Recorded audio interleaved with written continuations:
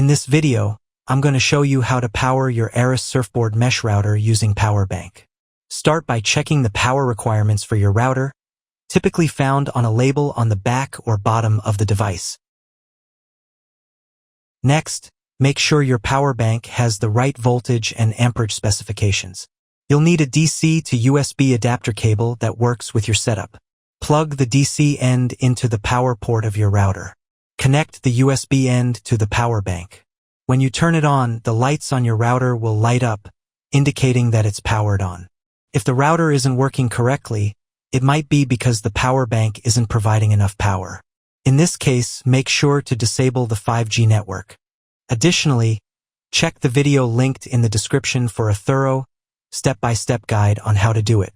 If you found this video helpful, please give it a thumbs up, subscribe to our channel, and let us know what you think in the comments.